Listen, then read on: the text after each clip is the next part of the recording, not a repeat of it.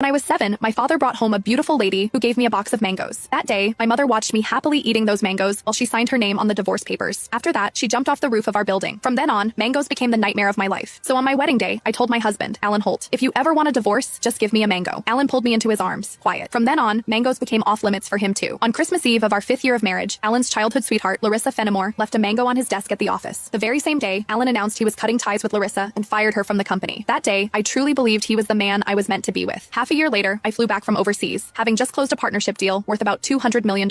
At the celebration dinner, Alan handed me a drink. After I had finished half the glass, his so-called childhood sweetheart, the woman who had been kicked out of the company, stood behind me with a big grin and asked, "Does the mango juice taste good?" I stared at Alan in disbelief, and he was trying hard not to laugh. "Don't be mad. Larissa insisted I played a little joke on you. I didn't actually give you a mango. I just gave you a bottle of mango juice. But I think she's right. The fact that you don't eat mangoes is a real problem. You were really enjoying that juice just now." My face went cold. I lifted my hand and threw the rest of the mango juice in his face, then turned around and walked away. Some things are never a joke. I wouldn't kid around with mangoes or divorce. Ms. Mendez, your stomach condition flared up again because of stress and emotional triggers. If there's something you really don't like to eat, you mustn't force it down again. The next time might not just be a stomach ache. We might have to remove part of your stomach. Stay in the hospital for observation for 1 day, and contact your family as soon as you can. When I heard the doctor say that, I went completely quiet. For the sake of a new project, I had been overseas for 39 straight days, working day and night, and I finally made it back in one piece. I never expected that at the celebration dinner, 1 glass of mango juice from Alan would land me right in a hospital bed. Out of habit, I tapped open my pinned chat on WhatsApp, typed 2 words, and then realized something felt off. Looking closely, I confirmed that it was Alan Holt. He had just changed his profile picture. Now, it was a green mango. While I was staring blankly at the chat window, Alan's call came through. He sounded cold. "I'm already home. Where are you?" I said nothing. Any other time, I would soften my voice and act like a spoiled little girl with him. But tonight, I honestly didn't know what to say. Alan sounded annoyed. "Myra, how long are you planning to keep this up?" "I'm at the hospital." Alan went quiet. He had never shown much interest in my health. He would never have guessed that 1 glass of mango juice from him would send me straight to the emergency room. "Stay put at the hospital. I'm coming over right now." I didn't want to deal with him, but my body was so weak that I didn't feel like moving at all. Time dragged by. The doctor came in to check on me 3 different times, and Alan still didn't show up. Right before I went to sleep, I glanced at my phone one last time and saw Larissa Fenimore's new post on her social feed. Every time I get hurt, my knight in shining armor shows up. I'm so lucky. The picture under it was a shot of Alan putting a bandage on her. Larissa's profile picture was a yellow mango. It was pretty, but it made me sick. Alan and I had known each other for 10 years, and he had always known exactly where my bottom line was. After so many years in business, he also knew perfectly well how to keep a proper distance from other women. But now, he kept crossing that line again and again. In that case, our marriage and the newest project I had negotiated no longer needed to exist. I had closed a $200 million deal in West Arkin that could have changed the company's future, but at that moment, it didn't matter anymore. When I woke up the next morning, Alan hadn't sent a single message or made a single call. I wasn't even angry. After the follow-up check confirmed I was fine, I went straight home to a 5,300 square foot luxury villa that Alan and I had bought the previous year. 7 years ago, when we graduated, we squeezed into a basement room and shared 1 cup of instant noodles. 5 years ago, when we registered our marriage, we ate at a street food stall and went home with a tiny 4-inch cake. Now, I was alone in a huge empty house, nursing my wounds by myself.